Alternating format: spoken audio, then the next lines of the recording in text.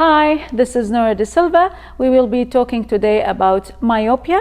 I am pleased to have with me today Dr. Preeti Jani. She is an optometrist who has helped a lot of people who have myopia. Today we will be talking about symptoms, causes, and treatment. Hi, Dr. Jani. How are you doing? Good, thank you, Nora.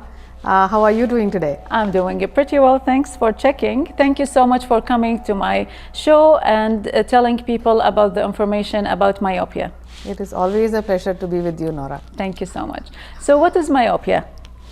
As you mentioned, myopia is nearsightedness. Okay. Which the name as it says that you can see at close but you can't see far. Okay.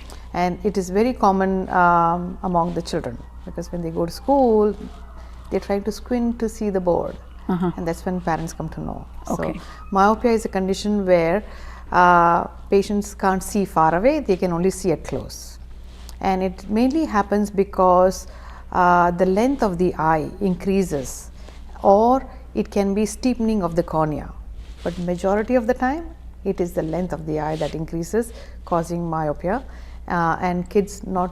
And mainly it is found earlier. The earlier we found is better for the kids, and it is commonly starts at the age of about 3 to 6 years of age. The earlier we pick up, it's better for them.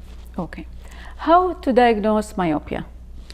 Myopia is diagnosed simply with history taking, good history, like asking parents, is your child going too close to TV? Is he holding his laptop or iPhone or iPad too close to their eyes? Or does he squint to see things far away? That's history taking. And then we do visual acuity measurements. So we measure their eyesight, how well they can see, and that gives us the clue. And another one is doing the diffraction, where we find out what is the strength of prescription glasses they will need to see that image at the far or distance.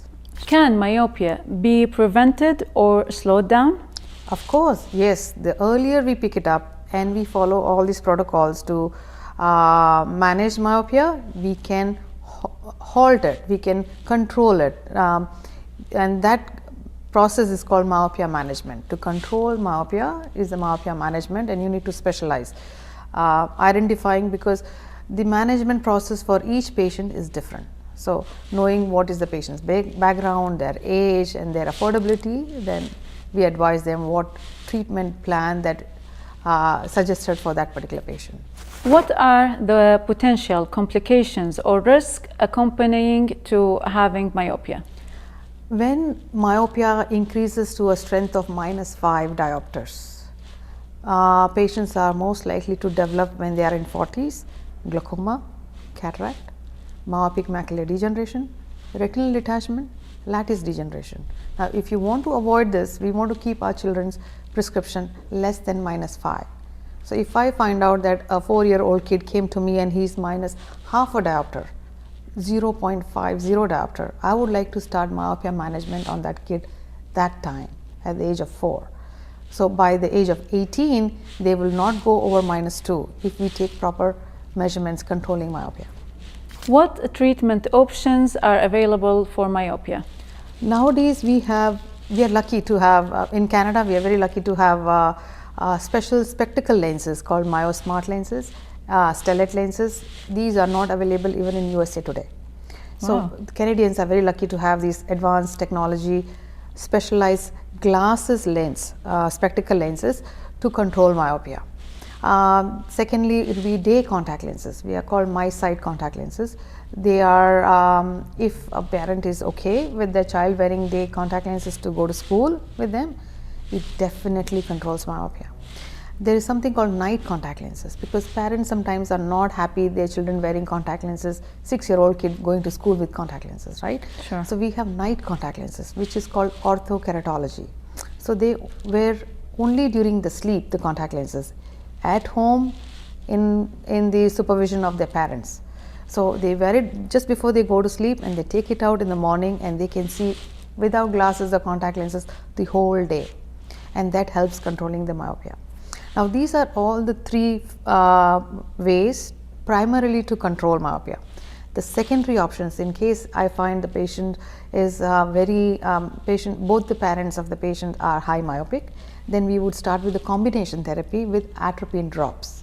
Now, atropine drops is not an Canadian FDA approved product, so it is an offline treatment. That's why it is a secondary in combination with the first three that I mentioned that we would recommend if we are not able to achieve correct amount of control of myopia. Okay. Are there any lifestyle changes or habit that can manage myopia? Of course, yes. As I mentioned in our previous episode for the dry eyes, less screen time is always good for your eyes, not just for the dry eyes, but for controlling myopia. More outdoors. And the simple 20-20 rule, which says every 20 minutes of near work, 20 seconds of far. 20 seconds you look far away and then come back to your reading. Right? So you don't need to walk away, or just with your eyesight, you change your eyesight? Yes, just while reading, just take a break and look far away. Okay. Right, and that will change the focus from far and near, and that does not contract your ciliary muscles to read near all the time, because if you do, when you're reading, your muscles are contracted, and if you're reading for too long, that stays there. It does not want to flex out. That's why you have to look far and close. Okay. Right? Every now and then, and that helps manage. If you can avoid the screen time, it's the best. It's the best. How often someone with myopia have their eye checked? Myopic, first annual eye examination is a must for every child. When the child is born, usually a brief examination is done by their pediatrician, and if they feel there's something wrong, they should be sending them straight away to the optometrist. I do have some family physicians who will send me a newborn baby who's 3 years old, 4 years old, or a month old to just check their eyes because they don't see certain things that they are supposed to see, and that's where it starts. And 6 months old babies should have their eyes checked every 6 months onward. So or a 2-year-old child, we are able to do a thorough eye examination like what we would do for an adult, right? So if you feel 6 months, 1-year-old is too small for you to start, but 2 years is a must, and they should have at least 2 eye examination before they start their school, which is at the age of 4. Okay. Right? So total 3, 2 years old and 2 more before the school. Yeah, so when they're 2 years old, when they're 3 years old, annual exam 4 years old. So by the time they go to the school, they've already had the 2 exams. Perfect. Are there any specific consideration for kids or teenagers having myopia? Consideration is we don't want them to get worse. Okay. Right, and then they will be more dependent on their glasses. When their script or myopia is less than -2, majority of the time they are okay. But if it goes to -5, that means when they get up from their bed, they will need their glasses to come out, and we don't want that. The earlier we start managing it, it's better for them. Okay. Consideration would be less screen time Again, less screen time.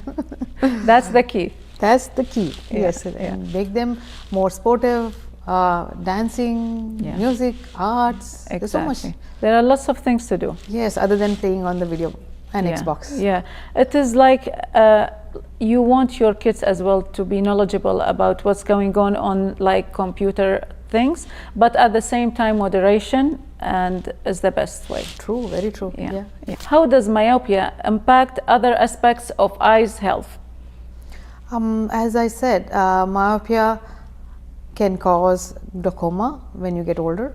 It is a major cause for retinal detachment, myopic macular degeneration, lattice degeneration.